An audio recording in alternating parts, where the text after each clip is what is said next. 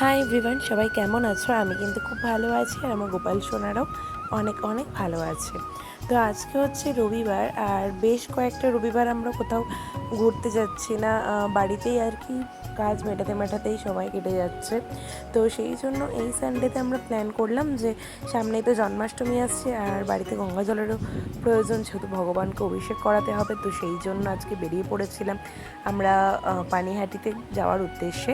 আর পানিহাটি থেকে আমরা গঙ্গা জলটা নেব, সেই জন্য বেরিয়ে পড়েছিলাম। আর এত আজকে রোদ ছিল, মানে কি বলবো। Hi everyone. তো জন্মাষ্টমী সামনেই চলে এসছে আর আজকে হচ্ছে সানডে। অনেক দিনই কোথাও ঘুরতেও যাওয়া হচ্ছে না, আর এদিকে বাড়িতে গঙ্গা জলেরও প্রয়োজন, যেহেতু সামনেই জন্মাষ্টমী আর ভগবানের অভিষেক করাতে তো গঙ্গা জল অবশ্যই লাগবে। তো সেই জন্য এখন আমরা বেরিয়ে পড়েছি। এখন বাজে হলো 3:53।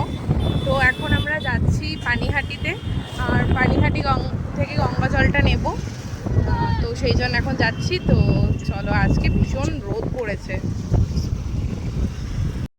এখন যাচ্ছি হচ্ছে আমরা পানিহাটিতে। পানিহাটি থেকে গঙ্গা জল নেব, সেই জন্য যাচ্ছি। আর সাথে তো পানিহাটি গেলে ইস্কন মন্দিরে তো অবশ্যই যাব। তো চলো যাওয়া যাক। এখন যাচ্ছি বেস্ট ফ্রেন্ড আর আমার বোনের সাথে।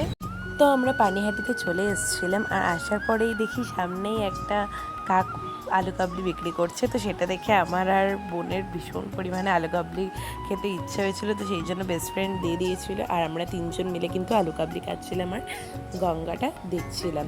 আর তারপরেই আমার বোনের ইচ্ছা হলো যে ও লঞ্চে চড়বে।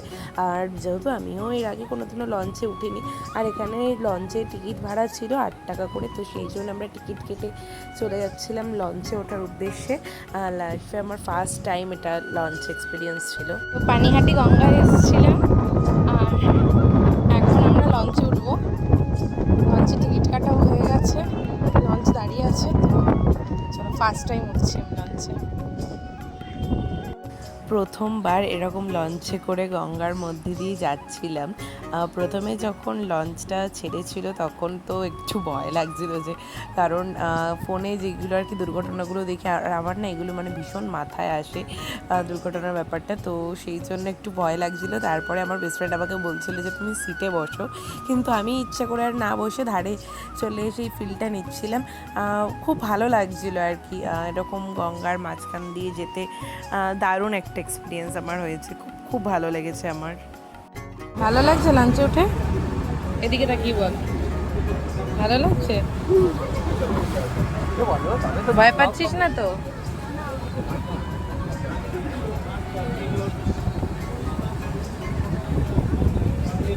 পানিহাটি থেকে লঞ্চে করে চলে এসেছিলাম কোন্নগর ঘাট, আর এখন কোন্নগর ফেরিঘাট থেকে যাচ্ছি পানিহাটি।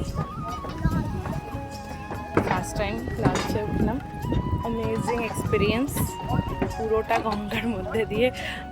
আমার আগে তো তোমরা যারা উঠেছো তারা তো অবশ্যই জানবে, বাট আমি ফার্স্ট টাইম যেহেতু উঠলাম, আমার খুব খুব ভালো লেগেছে।